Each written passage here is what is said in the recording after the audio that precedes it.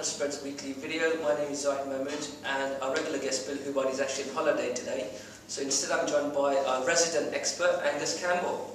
Hi. Thank you very much for joining us, Angus. All right, Zahid. Okay, so we'll get straight to the questions. Firstly, given the economic data and political news that we've had over the last few weeks or so, for example, non-farm payroll came out a little bit worse than expected. We've also had comments from Mario Draghi about limited bond purchases, but we've also had the problem of the German court possibly stalling the ECM program that was in place in Europe. How are you reading the data that we've had so far? Well, I think that all the key risk events that we've seen in the last few days and weeks have been pretty much favourable for risk appetite.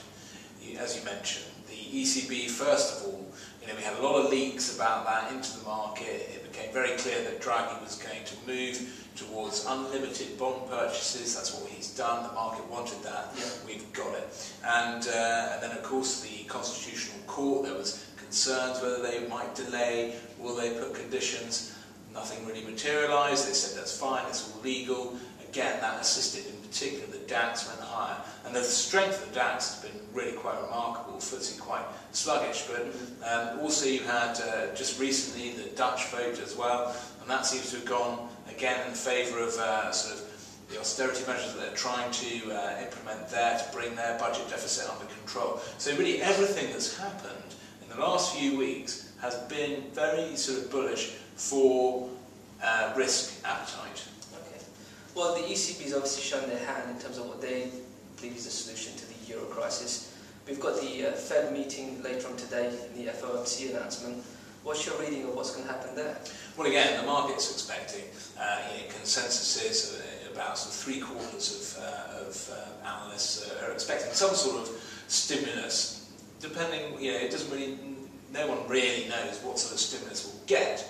But it could come in the form of keeping the near zero interest rates way out until 2015. It could be more mortgage security purchases or treasury purchases. The important thing is what sort of terminology will he use? As you say, Mario Draghi has shown his hand. He said unlimited purchases. Yeah. Will Ben Bernanke match that? Will he say unlimited purchases of these assets? Because after all, as you mentioned earlier, the non-farm payroll wasn't great. The most recent one, much lower than expected. And that's the big figure, that's key for the US, the employment rate. So I would imagine that we'll probably get certainly some form of quantitative easing tonight. But I don't think he'll go the whole hog, because otherwise he might be seen too partisan, too political, and he won't want to do that ahead, of course, the US elections later in November. Of course. In your opinion, the actions that the central banks seem to be taking and are expected to be taking in the next week or so, do you think they're appropriate for the market conditions we're in right now? Well, of course, there's a lot of theories about whether they've been any good, the quantitative easing. I mean, there's no question that quantitative easing that we've seen so far has prevented a really deep and great depression ever since the banking and credit crisis a few years ago. So, where would we be without that sort of quantitative easing? Probably in a much worse situation than we are at the moment. Going forward, it's difficult now to see this sort of a bit like a drug. Are people going to be able to, are these central bankers going to be able to sort of refrain from continuing to do some sort of stimulus measure? I mean, they're going to have to end at some point, but it's difficult to see when that might be. So, it's just a matter of time before this will end. Okay. And given the rally we've had, obviously, across most asset classes of the last month to 2 months, we're near the highs again, we're almost hitting the all-time highs in Dow, for example, again. Where do you think the markets will be going from here? We're not far off the highs of most markets by the looks of it at the moment. Yeah, I mean, as we come towards the final quarter of the year, gosh, how 2012 has rushed us by.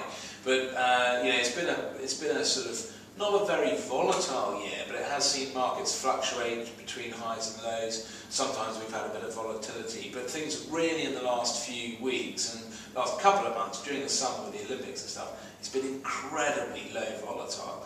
Very, very quiet trading conditions. So are we going to see a continuation of the strength? It would certainly seem that, judging by the way the US markets are behaving, they're pressing ahead to these new highs. I mean, some of these highs we haven't seen since the end of 2007. And of course, it was only a few months back before those highs, the Dow was hitting record highs. So, we're not all that far off, some 10% away from the Dow's record high. And it would seem that if the trend is your friend, then we could potentially see further strength. But of course our clients are telling us that they think that the market's due a correction. A word of warning, of course, is that next month, October, generally, or at least historically, is a very volatile month for equities. So we'll have to see whether the strength will continue. Interesting. Well, thank you very much for joining us, Angus. Pleasure. Please feel free to join us again next week. If you guys do have any feedback, it's media@capitalspreads.com. Thank you again.